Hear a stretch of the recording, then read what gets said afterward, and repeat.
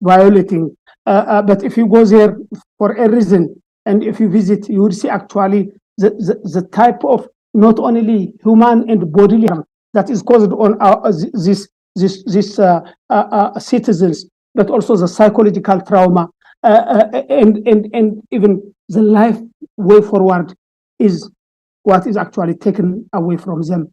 So I think I am, as I said, I'm not a specialist in that, but I just have to say some of my feelings. But I know many of you have already documented what has happened, spoken about it, presented about it, and so on and so forth. With this very brief remarks and with a very warm greetings from our President, Dr. Fana Hagos, I just wanted to say thank you for organizing this important workshop. And I assure you, Maghale University will continue to work with partners like you in documenting these violences, in making sure that these violences are not repeated, not only in Tigray, but across Ethiopia, but across the region. And we establish actually an Ethiopia and Horn of Africa that is free of violence, that is based on equality, justice, accountability, and so on and so forth. So I'm sure you guys will help us actually in building those root causes and in recommending way forward so that we move forward and we actually heal what has happened before and build a just and fair society across Ethiopia and beyond. Thank you very much, Professor Miriam. Thank you very much, Honorable Professor. And well, first of all, we are so proud that Maghale University has this presidency by Professor Dr. Fana, and also to see that women's leadership there and the leadership for all of the university. In that, I would really like to thank you for the work that the university has done. The work that for us was led by Dr. Araya, but with many of the team members who are here and the leadership that is there, Dr. Saifu. I see so many faces here that we know have all contributed to academically report and document and explain what happened in this tragic war.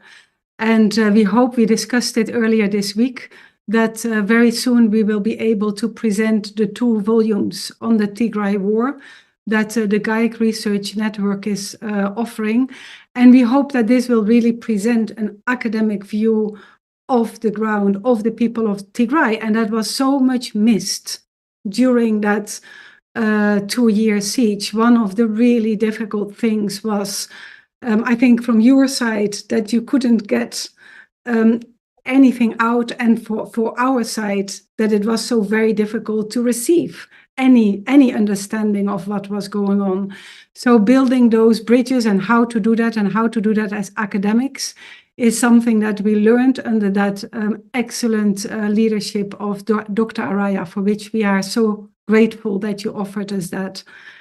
With that, I would like to introduce and welcome Her Excellency Sally Keeble. She was one who was with us on this side of the bridge and trying to understand very well during all of that time, to understand what was going on, together with other academics such as Rita Kasai. She is like Kokop, one of the leaders, women leaders, who tried to document what was going on in terms of the sexual violence committed against women during this war. And Sally, you've always been speaking out at the highest level. You're former Minister of Development Cooperation of the UK, and we are really so proud to have you on our side. You worked with us on so many appeals to catch the international political audience and giving attendance to this. And thank you for being here today. You are a fighter for women's rights, and it's really an honor that you have joined us here today. I hand over the floor to Ali.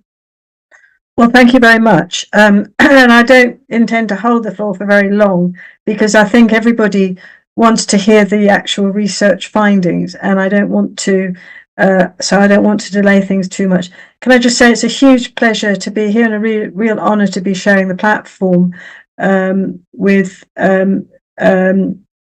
Julia Duncan-Cassell and also with the professor. I really appreciate the opportunity to be part of this discussion. The presentation of the research findings comes at such an important time, right when, in many ways, the world is conscious as never before of all the horrors of sexual violence in conflict, because of Tigray, because of Ukraine, because of the Middle East as well. I think what makes what has happened in Tigray unique is that it has been extraordinarily carefully documented right the way through, and I pay huge tribute to everybody in Tigray who made such efforts right throughout that terrible conflict to keep track of what was happening and to make sure that people's experiences were recorded and honoured. And that's going to be extremely important moving forward, because it seems to me that what happened to Tigray was the most egregious example of sexual violence in conflict that certainly I've ever seen in my lifetime. And in a sense, if the world can't respond to the overwhelming evidence which you provide and which we'll hear today, then I wonder what will actually make them finally honour their big commitments. So in listening to the evidence and listening to what we're going to hear from Jakob, I hope that we'll be able to think very carefully about how we take this forward. We've got the UN Conference on the Status of Women coming up next week, so there is an opportunity to put information in there and to lobby and to make sure that that the world leaders are again reminded of what happened in Tigray, of the international commitments they've made to end the outrage of conflict-related sexual violence and to hold them to account. So that will be one really important way forward. And of course, it comes today when we're marking International Women's Day, for which, you know, have a wonderful International Women's Day. And I hope that we can also make sure that this International Women's Day moves forward with some really good recommendations to make sure both that the women in Tigray get justice for the horrors which they experienced and still experience, but also to make the world a safer place for women as a whole. Because if we can get what happened in Tigray recognised, if we can get justice there, it will hold a shining light out to women who are experiencing similar horrors in other conflicts. So thank you very much to Makella University and to Jakob and to everybody who's been involved in this research. I look forward to hearing from it and then also thinking afterwards about how we're going to take it forward and make sure that it results in action. Thank you. Thank you so much, Honourable Sally. Those are really important words. It's in academia very important to make sure that we work according to the academic tools that we have, so that we create the difference between facts and other narratives. And then it is so important that the relevance of that is taken forward by all other elements of society, including political ones. So it's really great that today we can make this this bridge here. I also would like to recognize our own GAIC Vice Chancellor, Professor Francesca Oladipo. So good to have you here, Francesca, one of our women leaders from Nigeria. And I'm especially grateful to have you here today, Francesca, because you were really very instrumental to set up many of the times that we tried in the media and into different fora to get attention to the sexual violence, the horrific sexual violence committed against women in Tigray. And you led one of the appeals of African women. And we are so grateful that you did that from your chair, your academic chair, and now as a vice chancellor, and seeing the relevance of making sure that the voice of those experiences that were documented would come out, and that something would be done with that. It's a great honor to have you here, and I give you the floor, Francesca, also to help open this special session on the 8th of March. Thank you so much, Professor Miriam, and it's indeed an honor to be here. We've come a long way on the situation with women in Tigray, and not just with women. I know today is the International Women's Day, but the situation in Tigray is something that has really affected our community. But if there is one thing that makes us all very strong, is the resilience of our team in Tigray. Even when the entire region was locked down and there was so much war, and those of us on the outside were shouting and all over the place, calling the attention of the entire world to the situation in Tigray, they demonstrated resilience. Samson, Getu, Dr. Araya, Kokoba, and everyone, they were all up and looking for every opportunity to be part of the community, to be part of the solution of Western Africa. And that kind of spurred us on to continue to offer support to them, even from a distance. Today's event is very significant because in spite of everything, people like Kokob are still standing strong and their voices are still continuing to be heard, speaking to the entire world community, drawing attention to the situation in Tigray. I'm happy to be here today. I'm happy to declare this meeting open. Greetings from Spain, where we have a very beautiful weather, Professor Miriam. And then I look forward to listening to the presentation by Kokob. Thank you. Thank you, Professor VC. I also would like to welcome our colleagues from the media. I've already mentioned that Tigray Media House is screening this session, but also other journalists, like, for instance, Cornelia Tulgies from Africa Express. So many brave members of the media who were so instrumental to do this work as the war was going on, and make sure that light was shed on this very, very dark situation. And we are so grateful for the work that you do, day in, day out, night in, night out. I don't know, Cornelia, when you sleep. And also our colleagues from academia who are not member of GAIC, but who have done very important work. I see that our colleague Sarah Vaughan is here. She wrote, of course, she was the first to write a book on the Tigray war, and it's an excellent book. So very grateful for your presence as well, Sarah, and everybody else here who has made contributions. It has been a very emotional time, and a time in which often we were finding it very, very difficult to get an emotional grip on the situation. And one of the persons who is my friend and my student and my colleague, Salam Kidane, is the now supervisor of COCOP.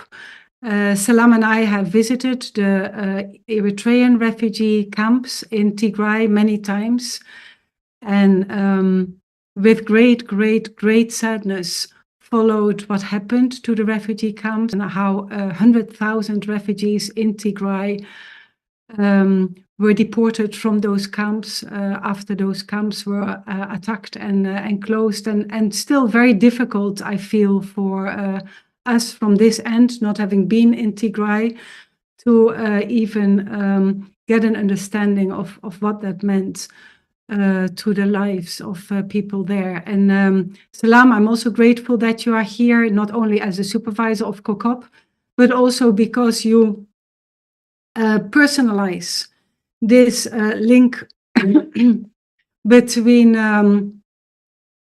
Addis, Tigray, Eritrea, Europe, UK. You are a world citizen, and you have a lens on the situation from every side, and in that you are able to present such very, very valuable perspectives. And on top of that, because of the focus not only on understanding the violence itself, but also, as you did in your own PhD, to shed a light on how this trauma can be understood and how it can be healed. So it's my great honor to give the floor to you so that you can then introduce COCOP and that we can all listen to the presentation that COCOP has prepared for us. On that, there's one last thing that I would like to say, and that is that we don't normally put our early academics under such great pressure of presenting in such a high-level forum. But let me just drink something. But then with COCOP, we know that she has every capability to do so. From the midst of the siege and the information blockade, she presented at the European Development Days. Francesca, you were there. VC of KIU was there. It was just amazing when we were sitting in this huge hall in Brussels, and suddenly on that huge big screen, we had COCOP while we were still in a complete siege. And you spoke very, very well that time, COCOP, because what you showed us was that under siege, people were trying to live their lives.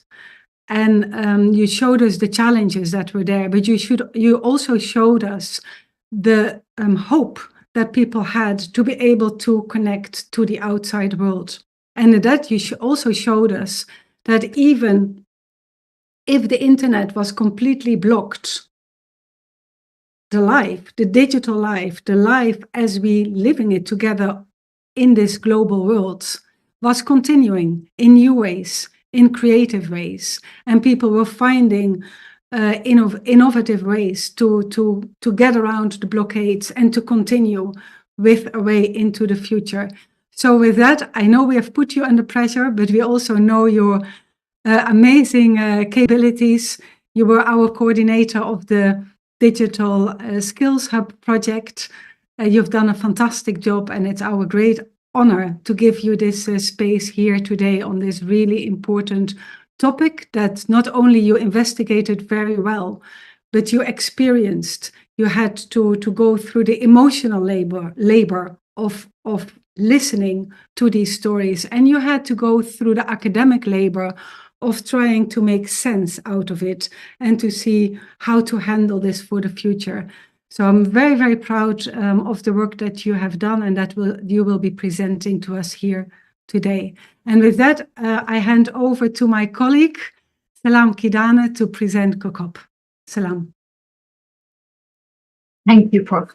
And it's an honor and a privilege, like in every sense of the word, to be introduced, to be here, to be reconnected to Meqaleh and to everybody else, but also to be introducing COCOP. The last time I saw COCOP was in Meqaleh in December, and it was such a poignant event because we were all there, but we were very aware of where we were. Especially for me as an Eritrean, it was both a privilege to be accepted and accommodated there, but very aware and feeling very, very, the weight of my identity was felt. But I thank colleagues who were there for accommodating me. COCOP was one of them. I was in Eider. I was in the women's at the center that Dr. Iyasu was talking about, and I have seen with my own eyes where people are working from, like where COCOP and Dr. Ayan Samson, others are based. By way of introducing COCOP, she's a well-accomplished, well-rounded individual clinician, as well as academic, and that work really shines in both in her academic credentials, but in everything that she has been engaged in, including her interest in human rights, her interest in advocacy, and it has been recognized, her work for as in her work in leadership in health and gender-based violence is being recognized by the latest one to recognize was the Canadian embassy in Addis. So it's good to see that your work is being noticed, Koki. And what else did I want to say? Yeah, and I'm also very proud of this work that you're that she's doing, not just because it will give us an insight, but also because it will give us an insight. It will help us to develop better interventions, but also it will enable us to work towards a world where this is not the case. We cannot stop. We shouldn't stop aiming to make this an end to women being used like this. It should never be accepted. It should never be normalized. We should always be outraged and angry about it. One of the symptoms of trauma and traumatic stress is avoidance, as many of you would know. And many people would be doing that currently. We would be avoiding talking about these issues. And so I am very proud of the fact that we are not doing that here in GAIC, that we are talking about it, even when it hurts, even when we're not believed, even when it doesn't feel like it's going anywhere. We should continue to talk about it, because unless we confront our evils, we're not going to heal. And if we don't heal, the world won't heal. So I'm very proud of GAIC for maintaining the focus on these very difficult issues. But I'm particularly proud of Kohop for for being one of the leading lights on that as well, for this research, and also for persevering through all the difficulties, through the blockade, through the war, through the bombings and everything. So with great honor, I introduce you, Kohop. Take it away, Kohop Hafte. Hello, everyone. I hope you can hear me. It's such an honor, and thank you everyone for your kind words and introductions today. It has made me realize all the solidarity and support we've had throughout the years. I think we were one of the lucky people in Tigray, as we had people looking out for us everywhere, colleagues, academicians, understanding our pain and doing everything they can to amplify the suffering that we were going through. So it's really, it doesn't feel real that we're all here, even virtually together, as that wasn't possible over a year ago. For today, as it is March 8th, it's such a good platform for me to present my research. It's a day we celebrate women, but it should also be a day to remember that we have a long way to go. That there is still suffering in the world, a suffering that need not be there to begin with. So this is a good way to highlight and to remind everyone that throughout the years and the progress, there is this still suffering going on. I'm really inspired by all the colleagues here, people I've known in GAIC, the amazing women leadership that we have here. But also today, we're joined by colleagues from Tigray that I know are actively working on this issue, and also Dr. Iyasu from our university. It's really nice to have someone representing Maqala University in our GAIC team. So having said that, I know all the whatever I say is not going to express how grateful I am to be here today. So I'm going to start with my research. Thank you, Professor Miriam, for sharing my screen. So as you can see, I am a researcher based in Maqala, registered in Leiden University Medical Center. And today I'll be presenting my research. My PhD research focuses on PTSD treatment for or post-traumatic stress disorder treatment for survivors of conflict-related sexual violence in Tigray, and it's titled Bodies as Battlefield, Sexual Violence in Tigray War. So initially, for me, this wasn't the topic I was going for my research. I was really keen to working in trauma support in school-based areas for the school community generally. Of course, I have worked as an advocate from a young age for women's rights, for human rights, and this topic was always close to my heart. But when the war in Tigray started, it really changed a lot of things. As someone who was working at the hospital, and also later on, as I went to provide mental health support, trauma support for survivors of sexual violence at the One Stop Center, I realized that there needs to be a support provided for a self-help support provided for survivors of sexual violence. Because of the limited resources that we had, the few number of professionals that we had, we really needed a mental health intervention that was self-help mental health intervention. And of course, I knew from the work of Salam that they also developed a kind of self-help support called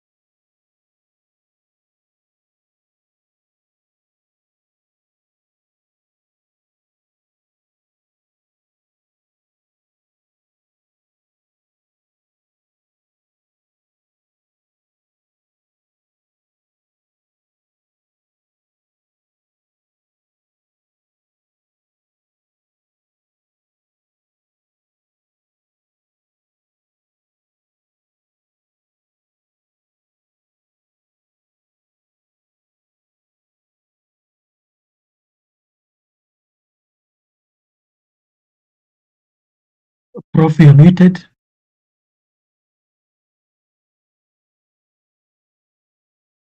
Sorry, thank you, Anthony. I was saying that this connection was so much better than during the 2-year war and blockade. Saifa, you are in Mekelle, so it is not Mekelle at large, but I see that a lot of Araya is there. Yes. But others Hello. have jumped as well. Samson, there is a contingent that jumped out. Yes, 8 Professor Miriam, she is connecting back. So okay. yeah. 8 people from Mekelle jumped out at once.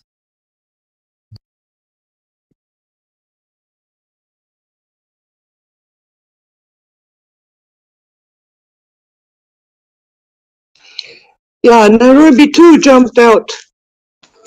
Nairobi also jumped out, yeah? Yes, I got disconnected and I'm just reconnecting.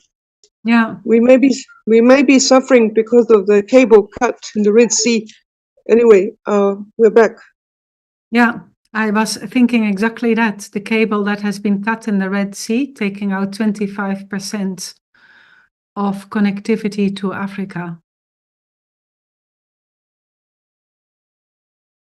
So I'll just wait a moment.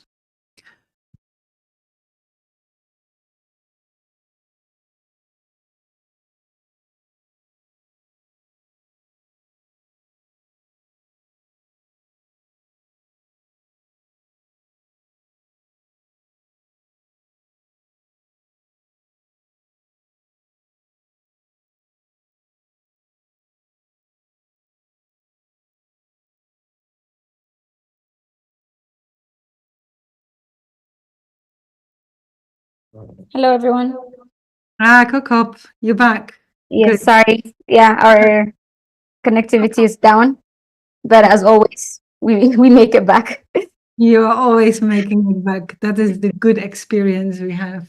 Yes, Oh, please continue, Kokop. yes. So yeah, as I was saying, that's where I wanted to investigate what happened in Tigray, and then have the base to actually design or contextualize the intervention that we had. So this is the overview of my research today. I'm sure you've been looking at it for a while. I will be focusing on I'm cautious of time, so I would really like to focus on my results. But for brief introductions, of course, rape in the context of war has been viewed as an unavoidable consequence or as a byproduct of the war for many years. But throughout history, it's been documented in different in the Bible, in scriptures, indicating that it has been going on as long as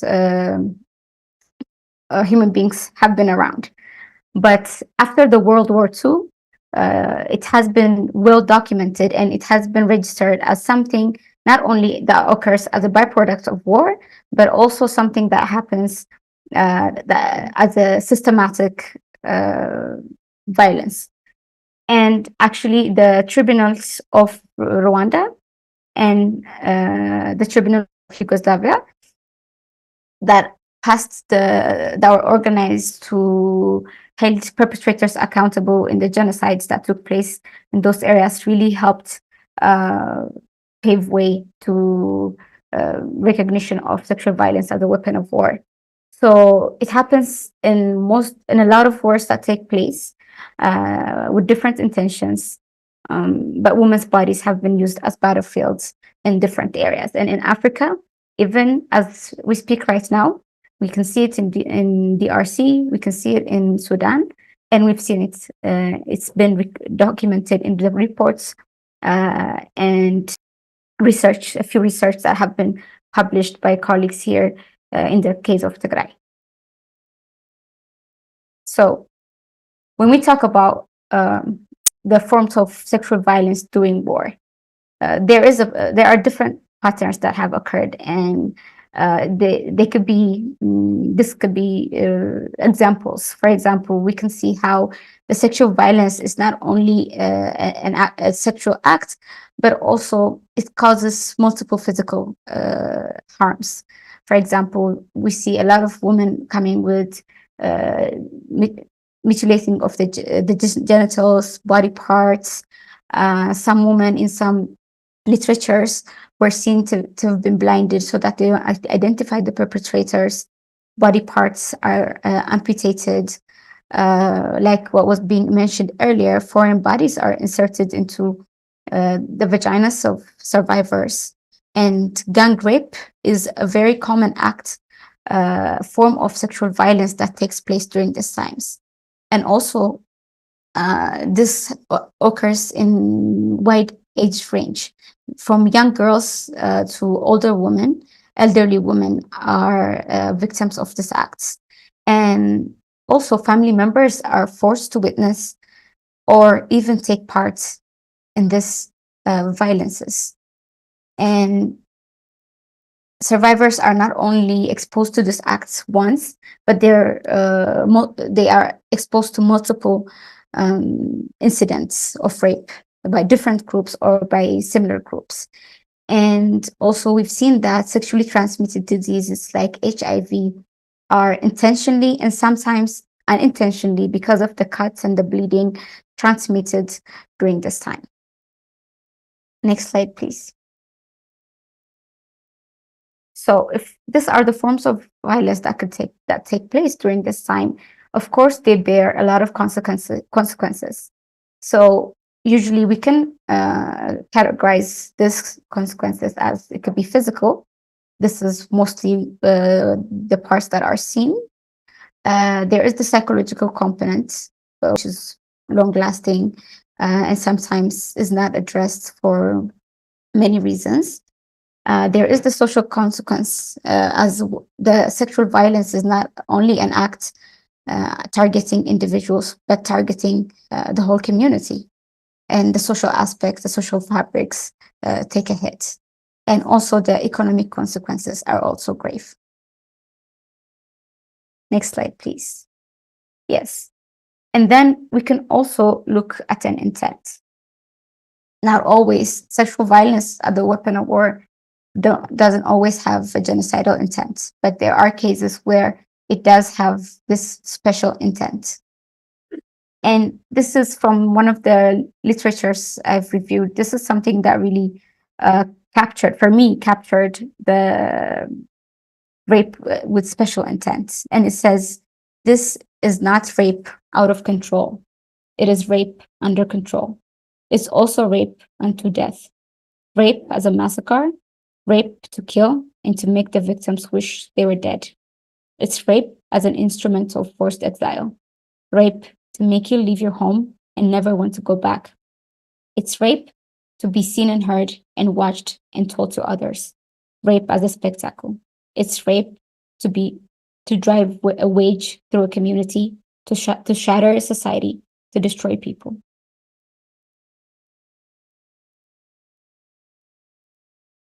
Yes, so having said that, for me, today I present 2 research chapters. Initially, I set out to work on the first chapter, which with the research question, what was the experience of survivors of sexual violence during the war in Tigray, and what are the consequences? So this was really to look at the modus operandi, what were the factors hindering the healing process of survivors, and also what were really the consequences of these acts. But while I was doing this research, for me, I wasn't really very much familiar with wartime rape. I was very aware. I worked in a lot of IPV cases, domestic cases, advocacy for equality and things like that before the war. And then I realized there is something else that needs to be studied, which is the intent. And for that, there needed to be another chapter, which is the second chapter with the research topic with the research question of what pattern can be identified in sexual violence and rape perpetrated on Tigrayan women during the war in Tigray, and could these constitute genocide? So for this research, I used, for the 2 chapters, I used 3 theoretical frameworks, also to triangulate, but also to help me synthesis and analyze my data and make sense of the findings. So the first one is the strategic rape theory. This theory is actually the most used theory when it comes to defining wartime rape or conflict-related sexual violence, and it's deep-rooted in the feminist rape theory. It looks at how first is how rape during war is not just a byproduct, like we were saying, it is a systematic act, but it also attacks the community as a whole and the culture. Because women, especially like the feminist theory says, in patriarchal societies, women are considered to be the homemakers, the backbone of a society, and men painted as the protectors. So just like that, it's also built on that concept where by attacking the woman, the bodies of the woman, you attack the community, you attack the culture, you disintegrate the social fabric, but you also leave men, making them realize that they cannot protect their women anymore. But also, this sexual violence is intentionally done for military purposes, for political purposes, it could also be used for ethnic cleansing or also for genocide. But it always says this strategic rape theory really helps my research because it really defines the forms of violence that take place and why they take place and the consequences it brings. But I wanted to add the collective trauma theory. This framework is the psychological reaction to traumatic events. Of course, we know when there are violences or direct traumatic experiences, people develop the post-traumatic stress disorder or traumatic symptoms. But what if people who went through this kind of violences, war, genocide, or it could be slavery, it could be natural disasters like hurricanes, even though there wasn't some direct acts that happened to us or we haven't witnessed anything like that, but just the fact that something has threatened our existence as people, as community together, leads into a collective trauma. And when this happens, it does not only affect our memory as people, but also in the way we reconstruct our thinking, our culture, our beliefs, and our relationship with each other. And this also leads into intergenerational trauma. And I wanted to look at how the rape that took place in Tigray affected the trauma generally, the collective trauma. And the third framework I used was the Genocide Convention. This was for the second topic to see if these acts of patterns really constitute as genocide. And it says, I don't know, I'm sure most of you might be familiar with this already, but it says any of the acts committed with the intent to destroy. It could be a particular group, it could be an ethnic group, it could be a racial group, or it could be a religious group. But if one of these 5 acts is committed with an intent to destroy in part or in whole, the first one is killing members of the group. Second one is causing serious bodily or mental harm to members of the group. Third is deliberately inflicting on the group conditions of life calculated to bring about physical destruction in whole or in part. The fourth one is imposing measures to prevent birth. And the fifth one and last one is forcibly transferring children from one group into another. So this is I use this as a framework to see if the acts really constitute as genocide. Next slide, please. So here for the methodology, so I used the study design that is explorative ethnographic research with the phenomenological design, because it really helps to understand the subjective experience of women. And as I was planning to explore the lived experience of survivors of sexual violence in times of war, this was a good design because it shows the subjective experience and also based on the context. And this, my data collection took place in Shura and Maqala. I interviewed survivors in Shura IDP camps, and I also interviewed survivors in Maqala in either one-stop center and also in the safe house. So as I wasn't able to go into the safe house for confidentiality and privacy reasons, I had the mental health expert working with survivors already in the area support me with the data. Maybe as you can see in the table, a colleague helped me with the interviews in the safe house. And yeah, the ethical procedures were followed. I had ethical clearance from either Maqala University, support letter from the safe house, the Women's Association Tigray, and also the Health Bureau.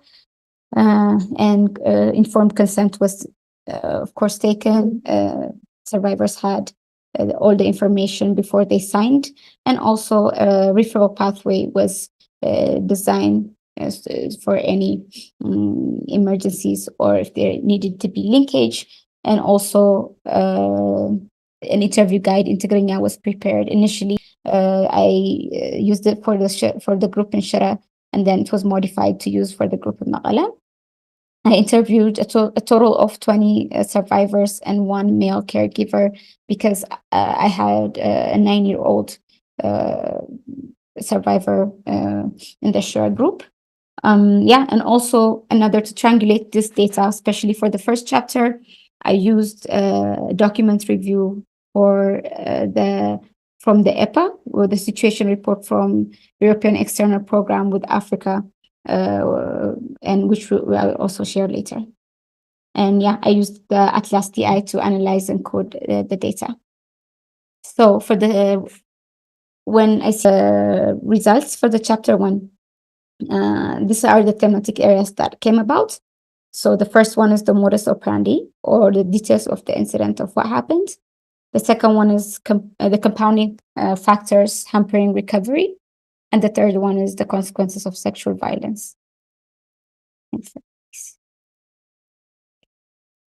Okay. So when we look at the modus operandi, or details of the incident, from the findings of my research, from the analysis of my research, I found that most women experienced gang rape, sexual slavery, and also it was accompanied by physical and verbal violences. I should mention I will be reading some of the quotes from the survivors, or from my research participants, and I've realized this could also be triggering for some of us. Yeah, if that happens, please take a break. Yeah, just take care of yourself. Yeah, thank you. So for the modus operandi, the second part is that gang rape, I've mentioned, has been the commonest form, and 3 up to 10 armed combatants were found to have committed the act from my findings. And for the sexual slavery, I have had interviews who were held captive and as sex slaves for 2 days up to 35 days. And participants described that they've had multiple incidents. These incidents took place in their homes as they were being displaced. In the place they sought refuge. No place was safe for survivors, and there would be multiple incidents by the same group or by different groups at different times. There are also reports of physical torture, like some of the survivors were beaten, they were cut, burned, and also with chemicals on their bodies. And they were also subjugated to derogatory language, as from their expression, they would express it as they humiliated us. They didn't think we were humans. They called us multiple different names. And family members in my research were actually forced to witness the violence, especially children, starting from 2-year-old and older male children, who are a male child who was held by soldiers while forced to watch his mother being raped and miscarrying the child she was carrying. And this violence, of course, took place everywhere. And there was intentional and, of course, unintentional transmission of HIV/AIDS. But some of the survivors mentioned that during the act, they would say, bring the ones with the disease, bring the ones from the other group. And they would tell them, you don't know what's coming your way. And some would clearly say that there is intentional plan to transmit HIV/AIDS. And also women described that the perpetrators, which mostly they identify by the language they speak, by the uniform they wear, by the dialects of the language they speak, they've identified that these perpetrators are from different groups. Some women reported that they were raped by Eritrean Defense Forces, some by Ethiopian Defense Forces, while others reported being raped by Amhara Special Forces or by Fano. Next slide, please. Yes, so this is the data from the daily situation report on the Tigray war. It's produced by the European External Program with Africa, and I was able to have access to it And it was posted daily starting from the January to 2021. So, and it had 329 entries describing sexual violence that took place in Tigray. And to support to triangulate the data of the perpetrators, I used that data, and as you can see from the graph, it said that almost 60% of the survivors are the perpetrators are from the Eritrean Defense Forces, a little over 40% from Ethiopian Defense Forces, up to 20% by FANO, and then others that were not specifically identified, also almost at 20%. There is also entry with civilians and also with members of the TDF, Tigray Defense Forces, between 0 to 10%. Next slide, please. So I'll share some of the testimonies for this finding. The survivor said, "I was raped by 3 Eritrean soldiers, but that was not all. They put hot metal on my skin and repeatedly hit me on the head. I have burn scars all over my body, my head, and in between my thighs and my vagina. And then they poured some type of chemical on my head. I can't explain to you what it was, but I've been bald ever since. My hair hasn't been able to grow back. That's why I cover it this way." And the second survivor said, "I said to my husband, I'm a woman. They wouldn't hurt me, but that they would definitely kill him. They came in and said, junta accomplice in Amharic, and said to come with us. I told them I couldn't leave my children behind, but they wouldn't listen. They hit me and started pulling me out. They dragged me inside a vehicle where there were 4 other women and a few men, and they took us to a military camp. They separated us and put me in a small room where they kept me for 35 days. They repeatedly raped me. Sometimes it would be anal and sometimes it would be oral. Finally, I couldn't move anymore, at which point they moved me to a prison where they kept me for 3 months."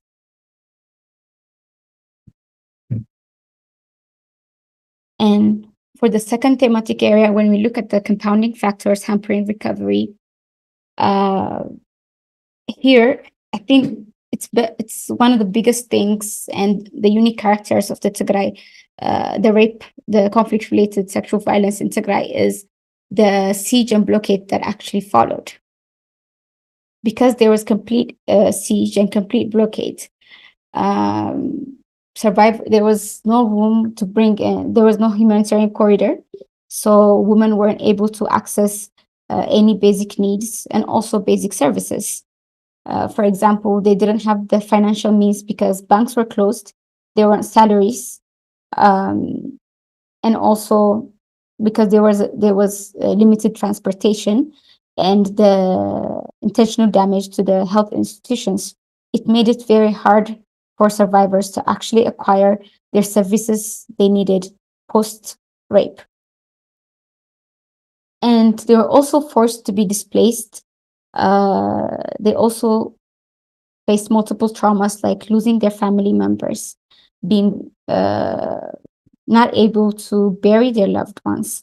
Because of the complete communication blackout, no phones, no internet, they weren't able to know about their whereabouts of the family members that they were separated from. So, and also the ongoing violences and atrocities made it very difficult for recovery. Next slide, please. So 4 ENDF soldiers came into my house. I was with my grandmother, and some friends who were with me in a hiding place in the area. They came in and started breaking everything inside. They broke the TV, threw down the fridge, and one pointed at the system unit and said that it was an ammunition box and asked me to open it. I had put some cash there. When I opened it, he took everything. Then they took the other woman into the other room, locked them, and raped me. I tried to access health care, but was always scared they would follow me. So I moved to another area where my brother lived and went to the health facility, but there was nothing there. They couldn't do anything for me.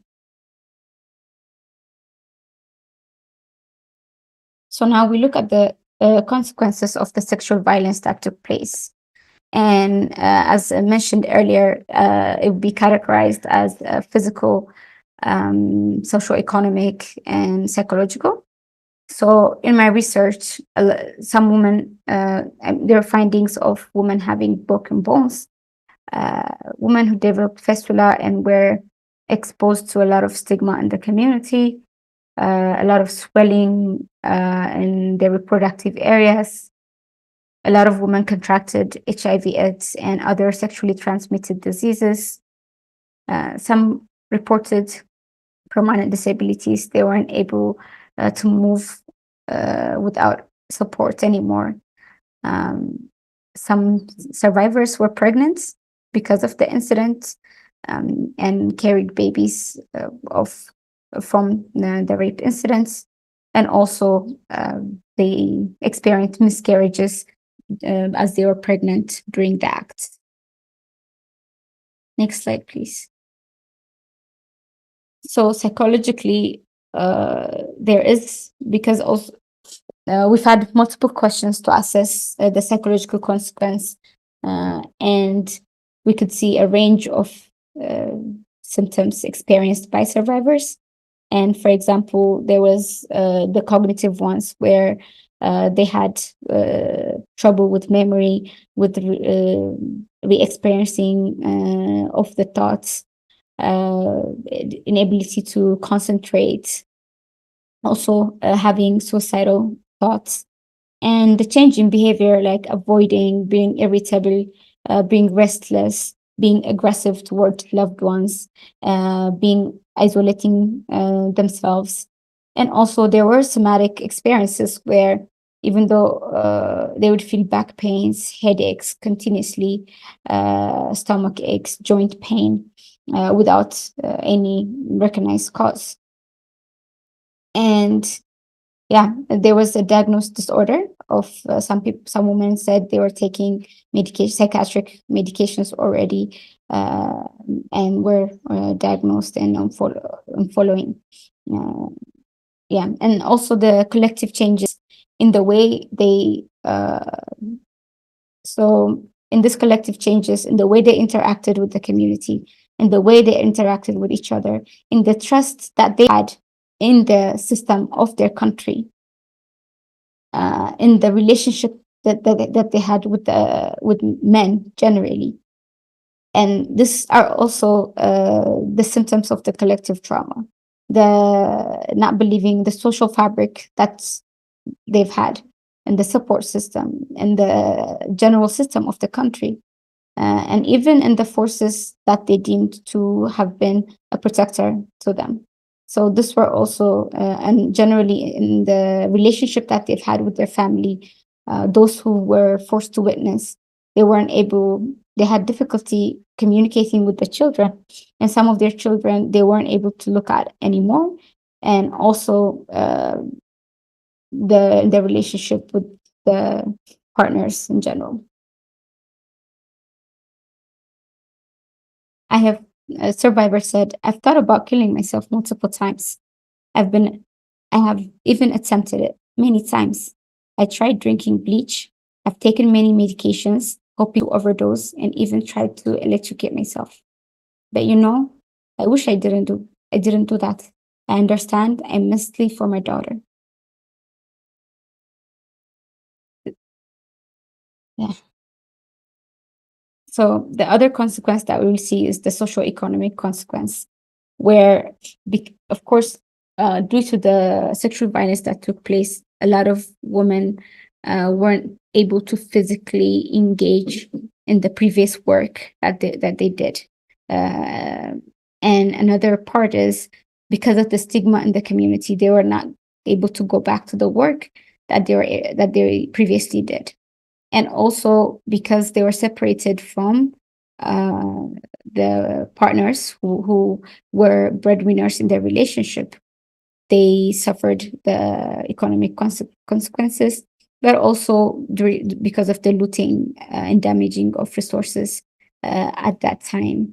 And socially, it was difficult for them to integrate into the community because there was a lot of stigma from their partners. A lot of women were divorced. Some were outcasted because they carried babies of perpetrators. So this really caused a big socioeconomic consequence and breach in the social fabric. Next slide, please. So on the testimonies, I was having trouble feeding myself, so I started selling giba, but no one would come and buy from me. It was amazing. People who had grown up with me couldn't even look me in the eye. I was heartbroken.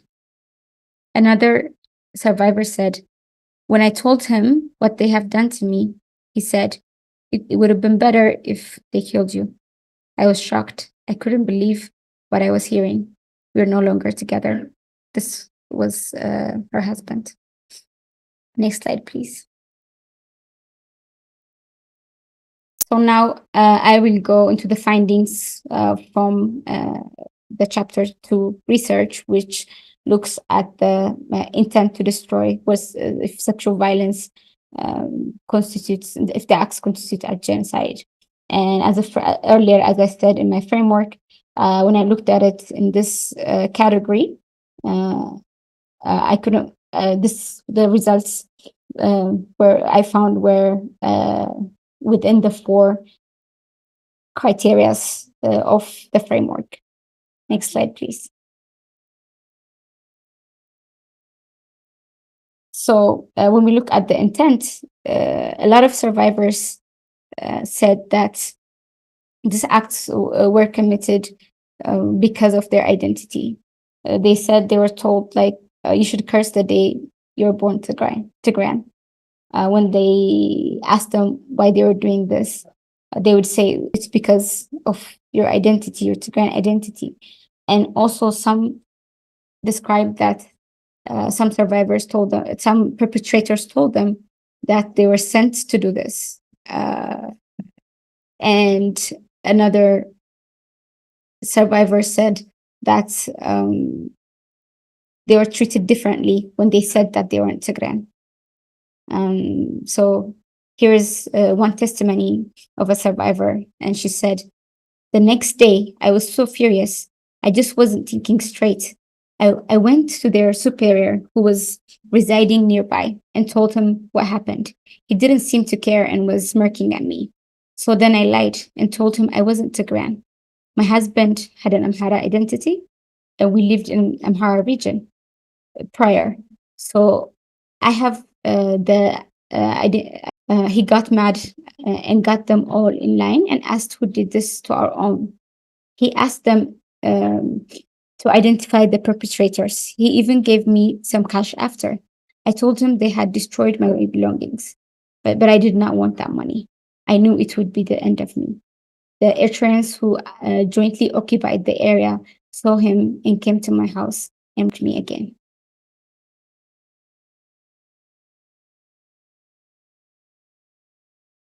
So the first one, for killing of the members of the Tigray ethnic group, we've seen that survivors were taken hostage together. They weren't able to identify the woman that went with them, and they were told to forget about them, that they weren't coming back anymore. And not only that, family members were murdered in front of them, and they were not even able to give them a proper burial. These are from the testimonies that I found within my research.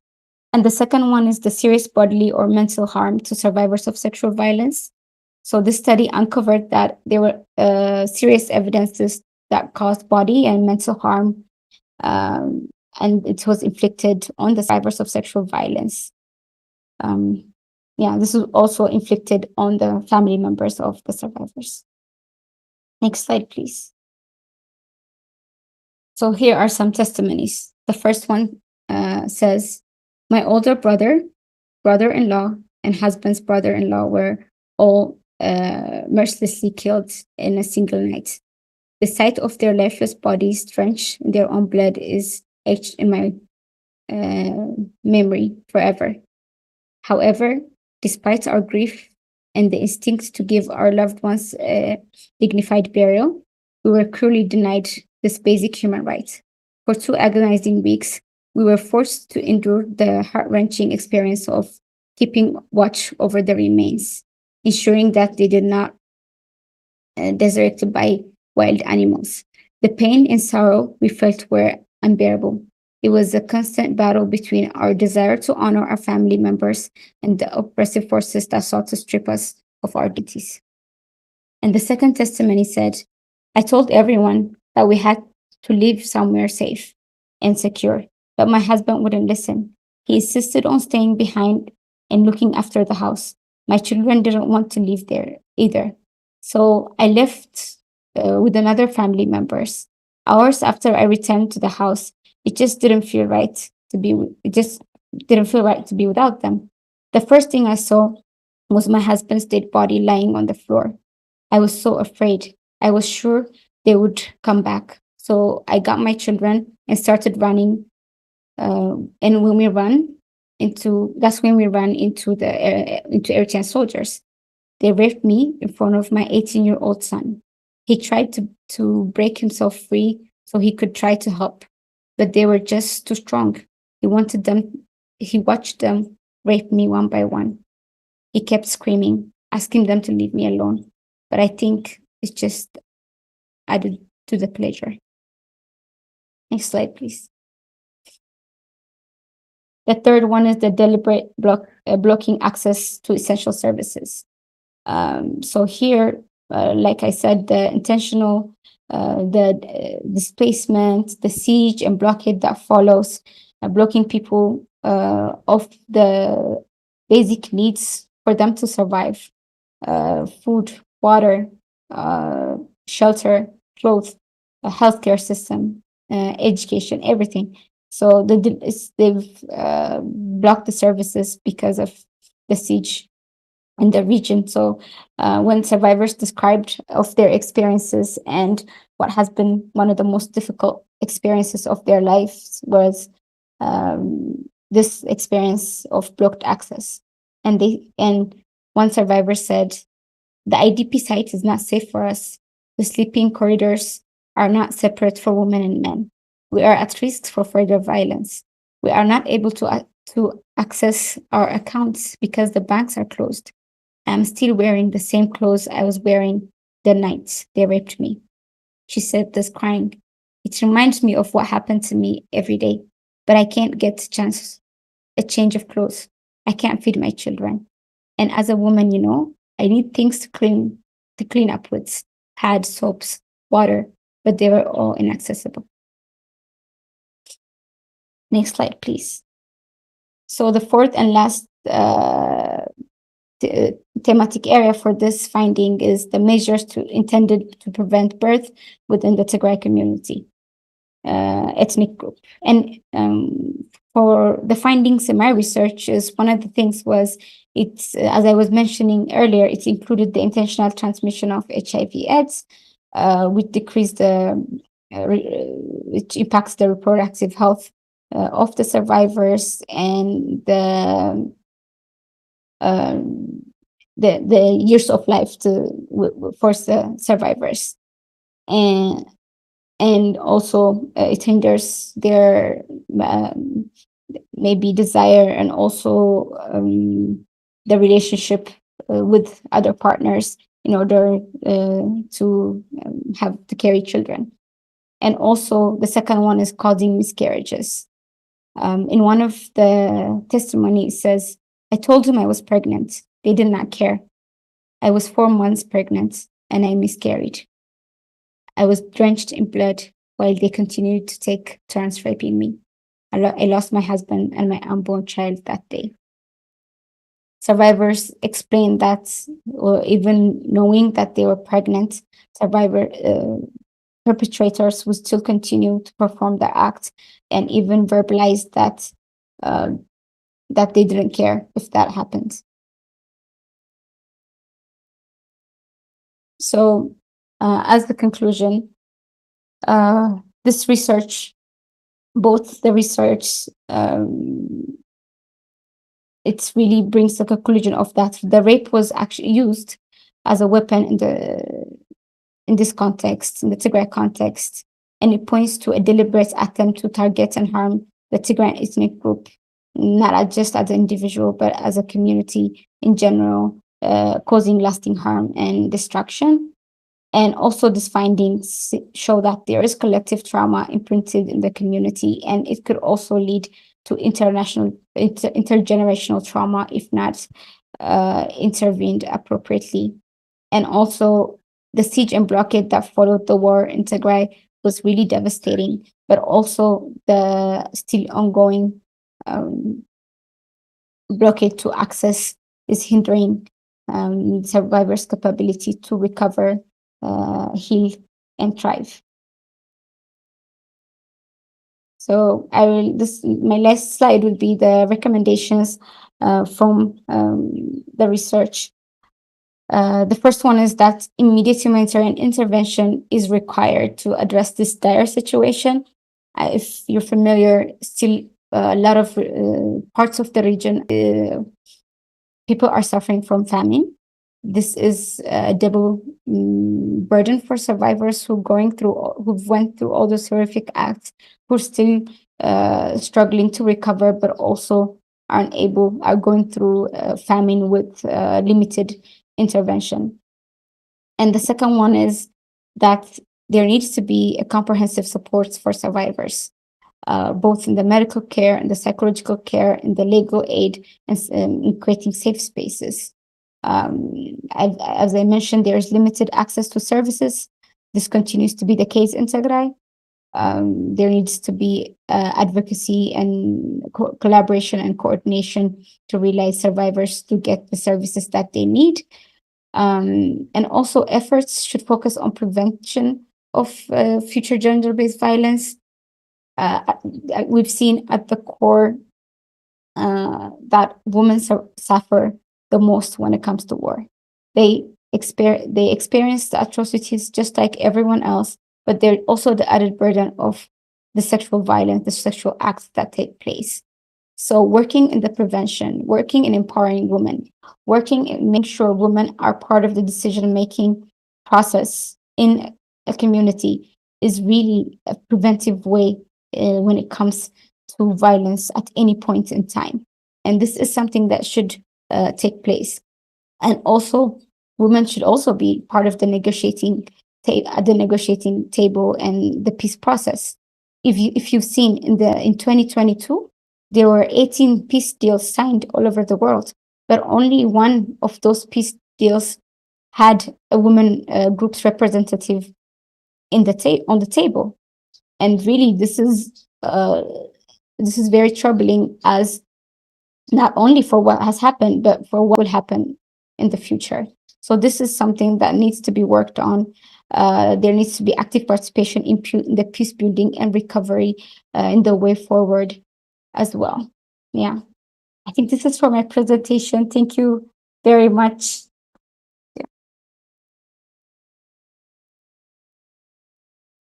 Thank you, Kokop, for this magnificent presentation, and thank you everyone for sharing this time. It's hard to listen to, and really grateful for everybody's interest and sharing of this moment. We are probably likely to go a little bit over time.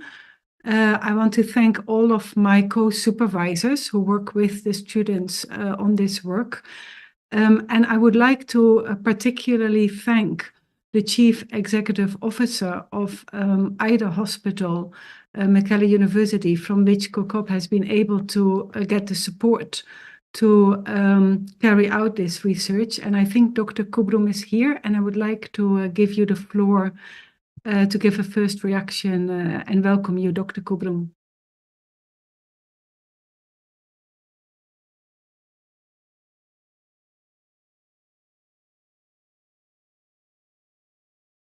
And if not Dr. Kubrum, then I'll give the floor to you, Araya, and thank you for the incredible support that you have given to all of the researchers. I give the floor to you, Araya, for first response.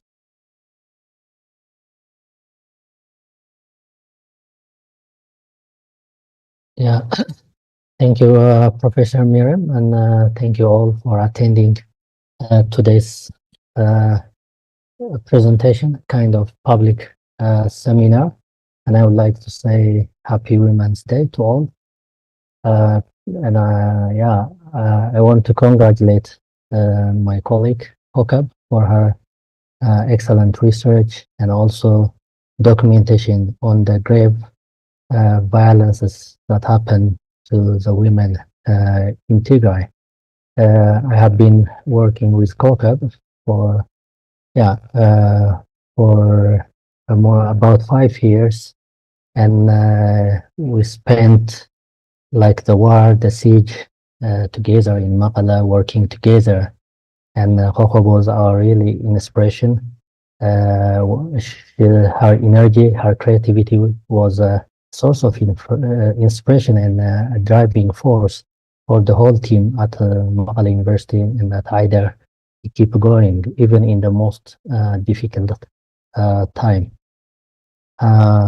Having said this, maybe what I would like to complement, also pose forward for discussion, is on the scientific rigor of her work. I see has triangulated different sources of information. She has interviewed, she has following with victims of sexual violence. And of course, what she has presented today is like the stories, selected stories. Otherwise, this is the tips of the iceberg when compared to the sexual violence that happened in Tigray. Our colleagues have documented the extent of the violence is very huge, and they have estimated about 120,000 women in Tigray are victims of sexual violence, any form, be it a physical, sexual, and other forms of violence during the war and the siege time. So this is only the tips of the iceberg. Anyone who would like to really stand for the rights of the women should further investigate. And the other probably good aspect of COCOB's research is her as a researcher, like Salam mentioned. She's a researcher, she's a care provider, and she's a women rights advocate. So her different expertise in interpreting the data is really important in how to interpret the stories, the findings, the extent of the violence that is presented today. Professor Miriam, I don't know how much time I would go on, but if you allow me a few minutes, I can interpret, I can reflect also as a Tigrayan, as someone who have lived during the siege, during the war in Tigray, in Maqala.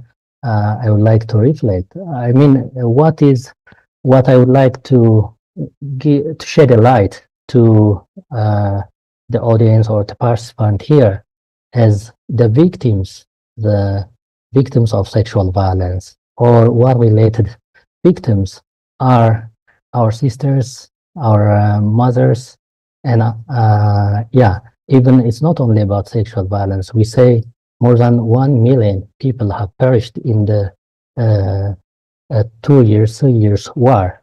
It seems this is a statistics, but for us, for Tigrayans, we are talking about people whom we know very well, Even we know, I personally know victims of sexual violence, and I know how it could be very traumatizing for everyone who have lived in during the siege and during the wartime. Even those people who have died, the civilians who have died, we know them very well. I can speak my own personal story. My brother, my mother have died during the siege time, during the wartime, because of lack of drugs. So when we speak of the numbers, the victims, for Tigrans is about whom we know. It is about our beloved family members, colleagues, friends, whom we know very well.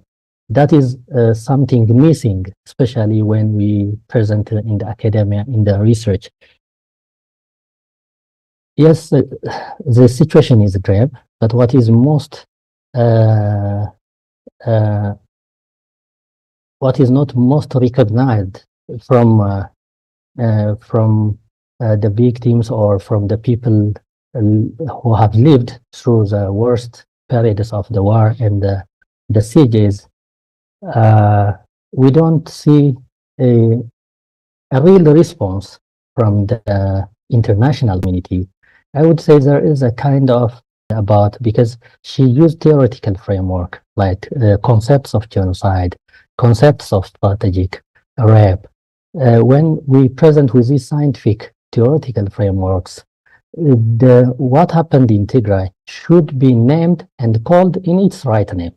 It's like a genocidal war. What happened in Tigray is genocide, but no one wants to call in its name, in its true name. And I always wonder why this is happening. As an academician, as a researcher, I would like to question, even as a global health researcher, destruction of the health facility, obstruction of healthcare is simply defined as a war crime.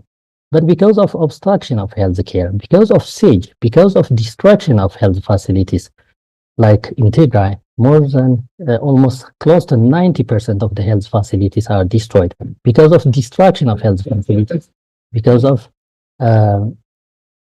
the obstruction of healthcare. Many lives have lost, like 100,000 lives have lost. But we call the deliberate destruction of the health facilities is like a war crime, even it is not termed as a crime against humanity. It alone to define it as a genocide. And Coca presented that what has aggravated to the problem of sexual violence in wartime is the lack of services. Even the victims could not seek care or they cannot get the service. So this is something as academicians, as researchers, as advocates that we have to argue and stand and name what happened to the innocent civilians in its right name and term. And as when I conclude the patterns, what happened in Tigray, I see as a researcher, as a global health researchers, the patterns of sexual violence, the patterns of health system destruction is also happening in other places, like in Sudan, in Middle East, in Ukraine, even unfortunately in other part of Ethiopia, like in Amhara region. And when are we going to stop this? It's like a global phenomenon. I'm speaking as a Tigrayan, like reflecting the pains, but it's a global challenge. And to avoid to mitigate the atrocities that is happening among women, among civilians, there is a need for justice. And speaking of Tigray, I can say from the bottom of my heart that peace without justice cannot be achieved. And there should be justice to what happened in Tigray. And for all the evildoers, for all the people who have do all the atrocities, like Salam mentioned in her opening remark, we have to confront, and they should know that they cannot hide from justice. We are in the digital era. Everything is recorded, or to some extent it is recorded. We cannot hide from, the truth cannot be avoided. It is a matter of time that the truth will be revealed and justice will be served. To do this, we need a kind of global solidarity and partnership, and we have to join our hands for common purposes and for the humanity. And with this, I would like to thank for all GAIC members, for Professor Miriam, all advisors, PhD students, during the difficult time. Your solidarity, your encouragement has kept us going forward. And now we witness what happened in Tigray in the darkest time, when everything was closed, even when a single information we were not able to share to the rest of the world. I thank you all for attending, and congratulations, Kokor, again on your excellent work. Thanks so much. Thank you, Araya. Thank you very, very much. I'm first going to give the floor to Sally as a first response, and then I'm going to Alam and Sarah and Danielle. Sally. Yeah, thanks very much. Araya, I think you put the point which is everybody wants to know about. It's about why what happened in Tigray was ignored. And there's a short answer to that and there's a long answer to that. I'm not going to give the long one because there's not time. First of all, I want to say huge thanks to Kokor for your presentation. You're right, it was shocking, and frankly so it should have been, because I think if we stop being shocked by the kind of evidence that you gave, then we stop being human, because no people should have to experience the kind of acts which you described. I thought there was one of the real points which I took away from your presentation was that this was rape under control.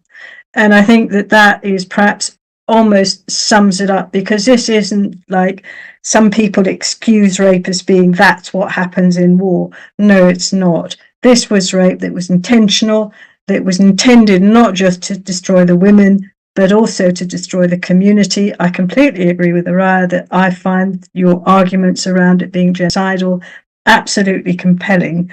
And it's interesting, of course, that elsewhere, one of those genocidal points which you brought out, which is about the removal of children, has already, in the case of Ukraine, resulted in Putin being tried on charges relating to genocide. So it's recognized elsewhere in the world.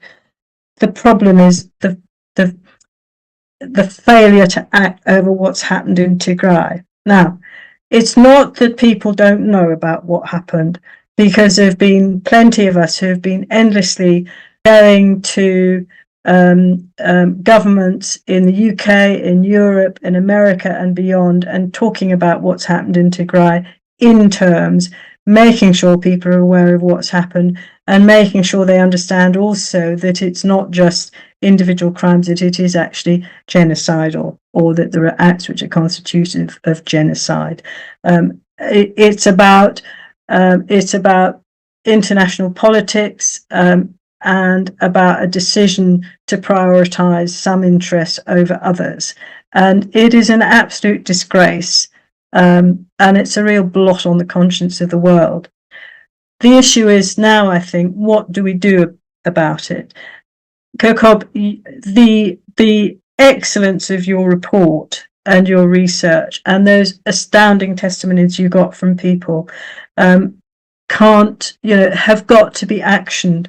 They can't be left as academic research. They have to produce some results, and they have to lead to some tangible actions as well.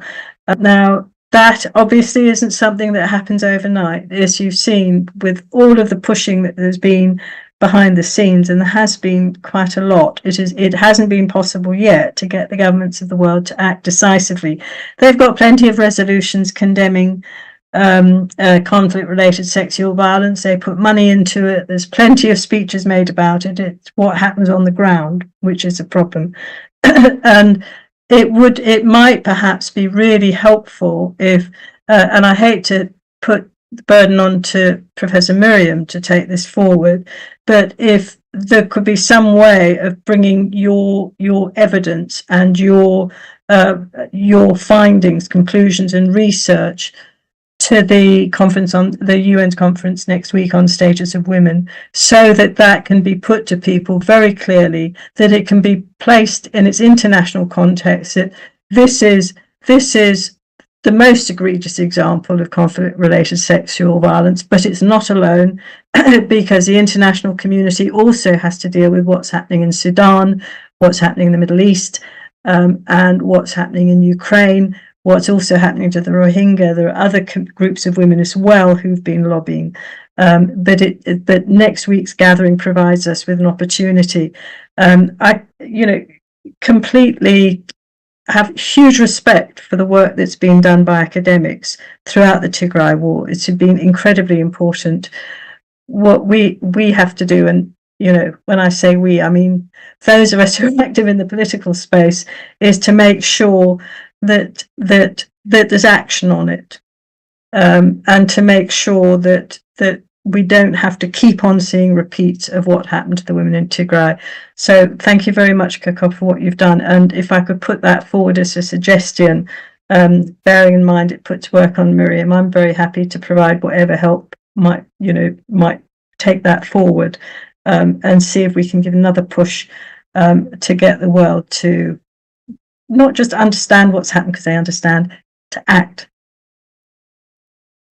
Thank you, Sally. Thank you again. You're always practical and very effective in that. So we'll discuss this further. I'm going to give the floor to Alem, Sarah, Daniel, Salam, and Rita, and then I'm going to give the floor to Kokop. Then we'll close after that. Alem. Okay. Hello. We can hear you. First, my name is Alem Zahai, and I'm from Magala University.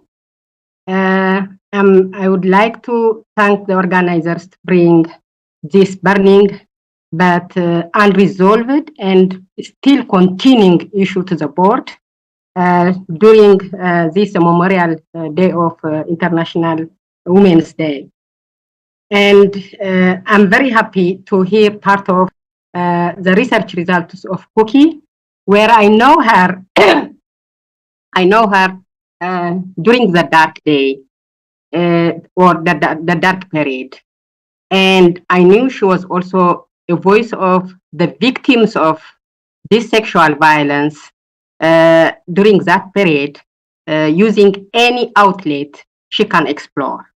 So I'm very happy for just see her result. Saying this, also part of her result is an evidence, and also triangulates the result which was already reported by ICRI, which was collected from the remote data. Also, the results or the reports of Honorable Sarah Wanger, because Kokop's research is just from the real ground.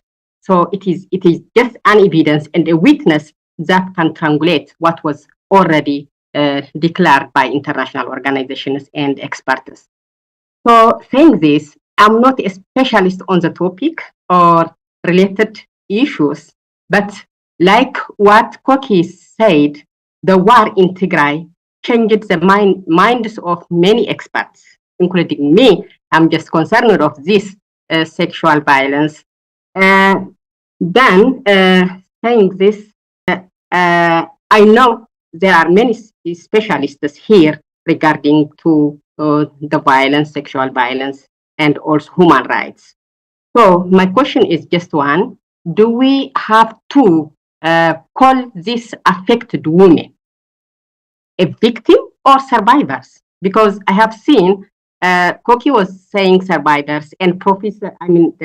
Araya was saying victims. So to my little knowledge, if we say survivors, those affected women are just starting healing process, or they are getting sense of peace of life in their life, but not as from the conclusion, from what I assume, also from the conclusion of Koki, they are with their wounds inside, healing in their wounds. And they are also looking forward for justice. So I'm not expecting only from the Cookie the answer, so that is there international word that we can say either is it a survivor or victims? So I would like to have a reaction from this. Thank you. Damtai, thank you. I go to Sarah Vaughan. Thank you very much, Professor Van Ruysen, and thank you very much for the invitation to join this really important session. Let me first say, Koki, why you are amazing. I'm so delighted to hear the work that you've been doing. Your parents named you well. You really are a star. I hope you can see the reactions that you're getting in the comments. So really, congratulations. And I'm really looking forward to seeing the book, which will be published, I hope, in many different languages when you finish your PhD research. But let me also congratulate Miriam and Salam and so many others, Araya, Kabrom, Kai. I know the work that you've been doing behind the scenes, and these individual PhD researchers don't come out of nowhere. So this is a really, really important demonstration of the value of this sustained engagement, academic and supervisory and supportive and so on. So it's been a real, it's hard to say it's a pleasure to listen to this afternoon because it was tough, of course, but it's really very important. Just a couple of comments, really. I mean, there's so many things that I could ask about and we could discuss for weeks, I think, but I really wanted to compliment you on focusing on the issue of intent, because I think that's something which is just not being given enough attention, whether it's by the lawyers or the human rights investigators. I think there's a lot more to be said about intent in the Tigray context in relation to rape and sexual violence, but also in relation to other issues, massacres and so on. When you really start to unearth the stories of communities and individuals, you see that these were actions which were put together by people who knew very well what they were doing. And I think that is an area which I would love to see more work done to collect these kinds of issues. I think that the case you mentioned of differential treatment of different kinds of victims, there's also other anecdotal evidence of this. I think a survivor or victim who was brought up in Keren, for instance, who was also treated differently by perpetrators as a result of that. But, you know, I have friends who paid not to be raped. I mean, this all speaks to intent. And I think I would love to see greater collaboration now between those of you working in the medical sphere and lawyers, but really looking at what are the legal implications of this and what can we learn? What do we know about the chain of command? And I think we also have some anecdotal evidence about perpetrators who were asking their victims to make a noise as if they were being raped to satisfy their superior commanding officers. This kind of thing is an extremely important part of the evidence base. So I really, really compliment you on the theoretical and framing approach that you've taken. And I would love to see this built up, because it seems to me that whoever put these strategies together, and I think perhaps, Araya, I would slightly disagree with you. I don't think the Tigray example is exactly like what's going on in other parts of the world.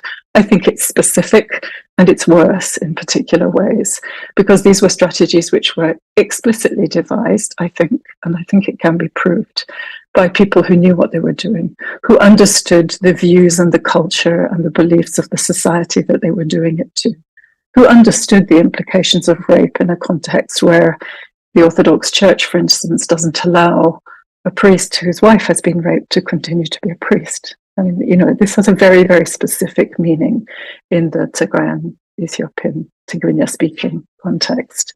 So I think all of these things, there's so much work for all of us to do to unpack them. But I really compliment you on this presentation. You did it beautifully. It was really useful. As others have said, this is very important evidence. And I also just want to stress, Billy, one final point. These things take a very long time. I was involved with the prosecution of some of the crimes committed during the Red Terror period in the 1990s. It may be decades before these crimes are prosecuted, but they will be prosecuted. That I'm confident in. And you've given me a real hope of that today. So thank you very much. Thank you, really, Sarah. Thank you. Then we go to Daniel Zemchel. Thank you so much. It's really touching. Thank you, Coco, for this presentation, for showing us a glance of it. Actually, as Coco presents today, as we speak today, this sexual violence is continuing in different areas of Tigray this day. You can see the perpetuating in Western Tigray, Northern Western Tigray in Adiabo, in Badma, in Eastern Tigray in Europe, in Central Tigray in Kela, in Southern Zone in Raya Lamata and other places these days by the same perpetrators. The other thing is that we need to think of how the victims will thrive. I have interviewed one victim of gang rape, and before she died, she told me that she's suffering of multiple challenges.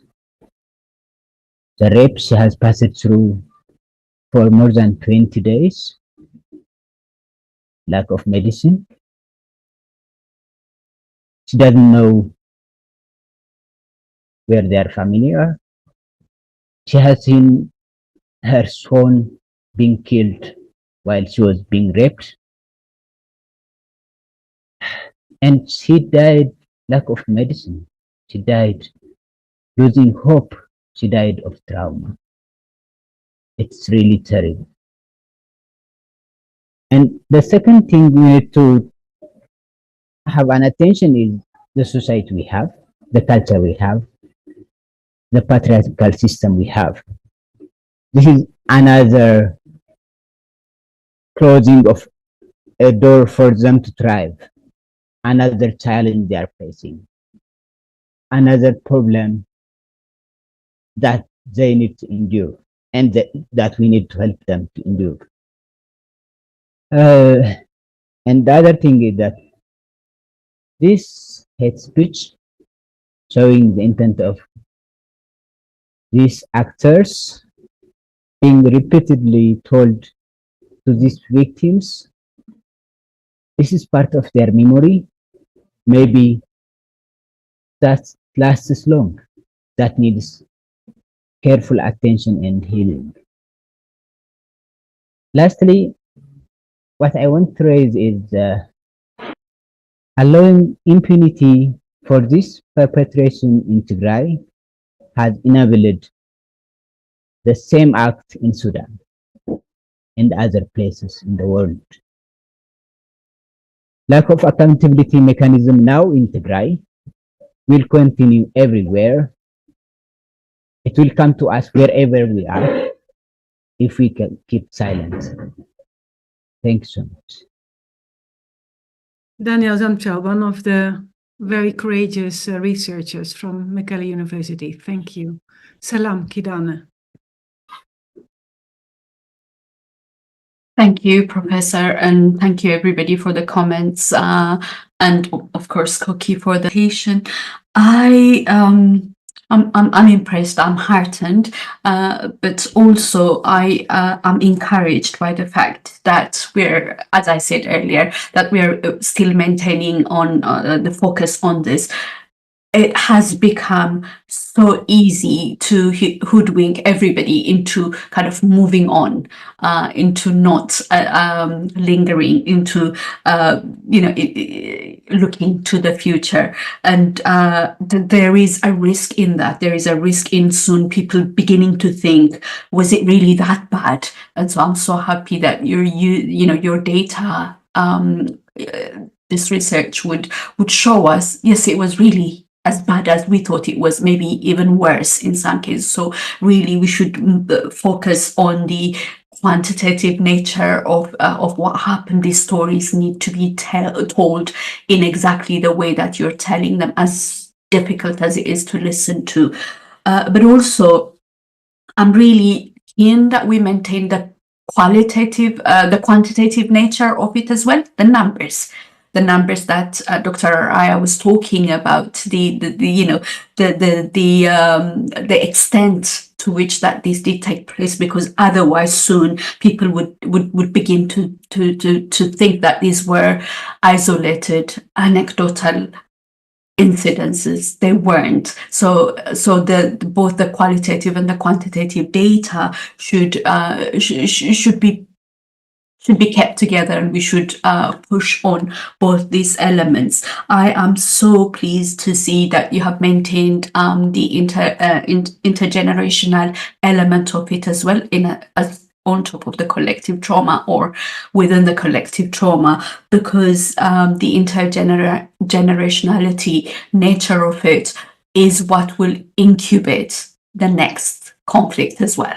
So unless we are able to understand this, address it, then we're actually incubating the next conflict in the region, and it's not going to get easier, or it's not, what we see now is going to only just get amplified if we're not careful. We've got to maintain the focus.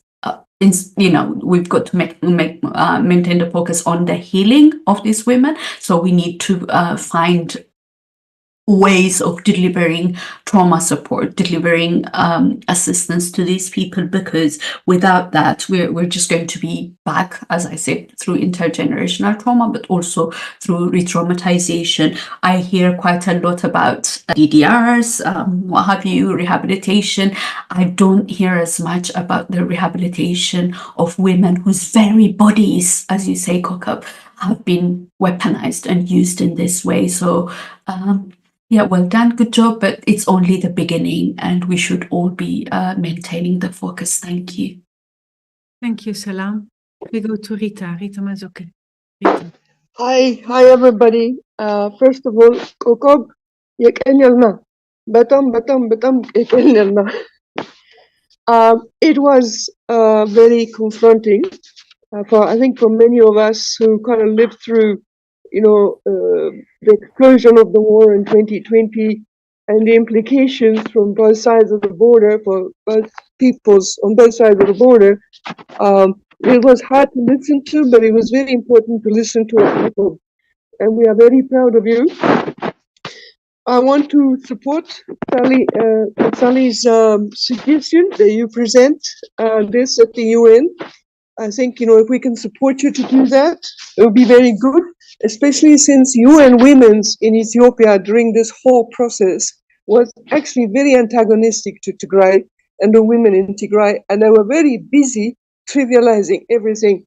So I think now that your voice would be very good to be taken up there, and, as a Gaik family, I would like to support you to do that. Very quickly, maybe because also I am a baby of the Horn of Africa, and so I've experienced these wars from both sides of the borders now. Survivors or victims, the women who were raped and basically tortured, definitely there are victims who have survived despite the best efforts of the perpetrators to kill them and destroy them. But they're not necessarily yet living.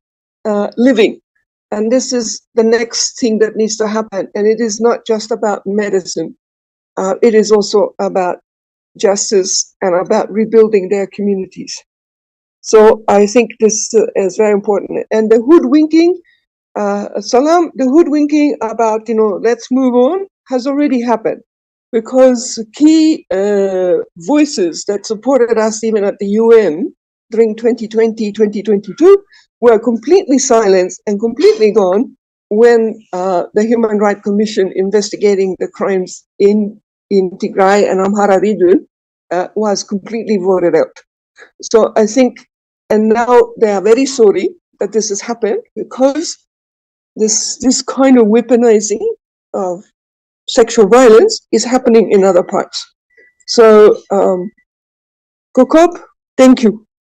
And Makale team, thank you. Thank you very much, Rita. And then to the last commenter, Mulubahan. Thank you very much. This is exceptional presentation. And, you know, my thesis goes along this issue of sexual offense, one of the yardsticks that I'm trying to do. My research briefly is on the Tigrinya speaking was in Eritrea and Tigray. This is very amazing how Kokov has presented, and I thank her very much. The concern is at individual level. My book, when I did the research long ago, was at individual level. When a sexual offense happens, how best they can. It has both elements of criminal liability on the one hand, civil compensation on the other. They go hand in. And this is where I found out how the customary law have, in Eritrean context, have very much gender sensitive in contrast to the national law in Eritrea. Now, with this issue, this is a massive scale of sexual offense. What matters, as Rita has raised at the end of the day, the criminal liability on the one hand, but now what matters is how these victims could be rehabilitated and reformed and become a productive part of the society.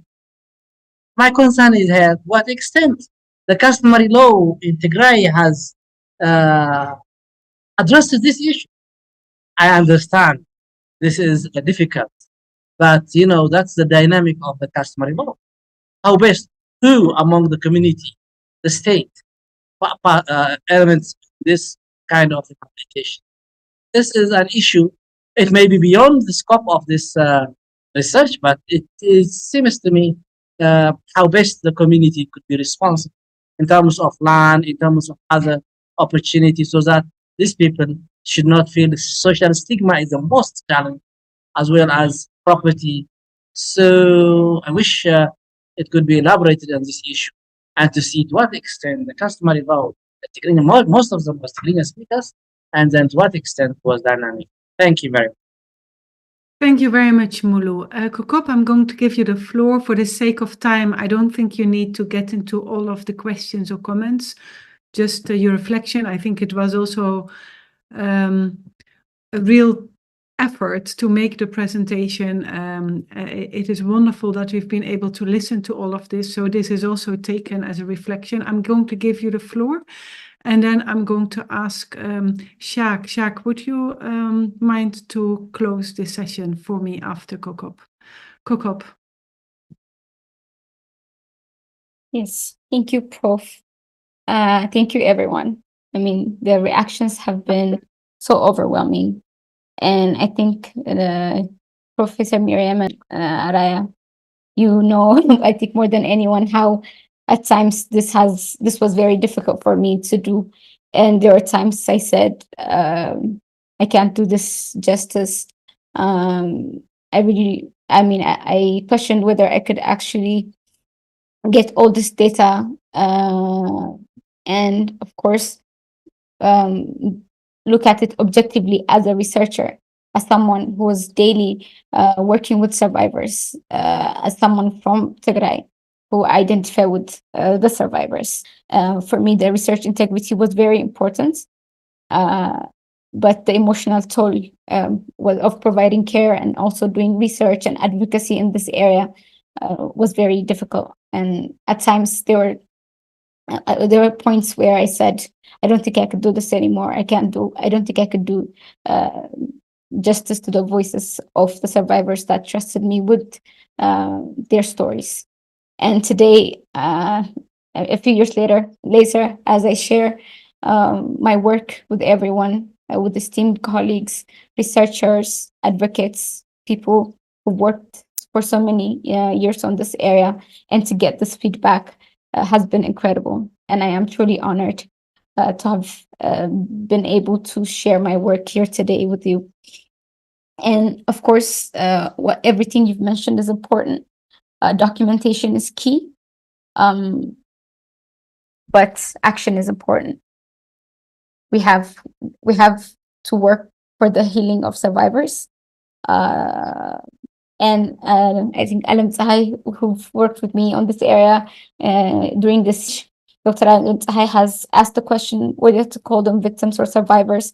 This is a discussion we've always had with the team from the law side, with Awet and Maratom, because from the law side, they would they would specify as victims, but from our side, from the mental health side, from the health side, we always said survivors, because it is a word, and a word to empower. It's someone who survived. It's someone who has a future. It's someone who's fighting every day to make sure that they're here for them and for everyone around them. As hard, as difficult as it is. And it's always good to highlight the strengths of people, the agency of the survivors. And it's just a word that's provided to empower. And for me, I always prefer to use that. And that will be the word used throughout my research. Justice is key. Of course, the prospects of justice are very difficult at this point, like you've all mentioned. But like Sarah said, it doesn't matter how long it takes. We will keep fighting and we will keep advocating. And this data is objective, and it could be through reports, through research, through sharing experiences. This needs to move forward. So thank you, everyone. And I'm just very happy to be able to share this findings on this day with all of you. Thank you. Thank you again, Kokop. Thank you for your courage and your serenity, and for all of the systematic work that allows you to present it in such a clear way here today. With that, I want to thank everybody really for being here today and for listening. And I hand over to Shaq for the final closure. Shaq. Thank you, Miriam. It's rather difficult to say something that is more important than the things that Kokop has just said, but I will give it a try. I think I'm a novice in this field. My first experience with the topic was when I was co-supervising Salam, of course. That was my first experience with doing research on trauma, collective trauma. And now I've heard, let's say, a next step in this field, a moving step, a very moving step. And the concepts, the ideas that come to mind when listening was the very much important aspect of commitment and involvement. I think you cannot do such research without commitment and involvement. But at the same time, as Kokop just said, documentation and facts are important. We have to be committed, but at the same time, we have to be scientific. We have to be objective. We have to find a certain distance in order to survive all the cruel things that are found in such studies. That was already the fact in Salam's work, and it's even worse here. So documentation, facts, data are important, but, and that's the main thing that I take home from this afternoon, is action and justice are key. So you can collect as many data as you want, but if it sticks there, and it's only a book that comes out, it is not doing justice to the people that you used as your informants, to the people that co-produced your study. And imagine how difficult it must have been not only to listen to the stories, but to tell the stories. So my feelings are with those who told the stories, and of course with Kokop, who managed to tell their stories to us and to use their story to make a point. And the point is important. Justice and action is key. And I think that's the most important lesson that we learned today. Thank you for sharing this with us, Kokop. Thank you, Shaq. And with that, I'm going to close this seminar and thank everybody for their presence. Thank you, Kokop, again. Thank you to Tigray Media House and everybody who was here. Thank you to Mekelle University. And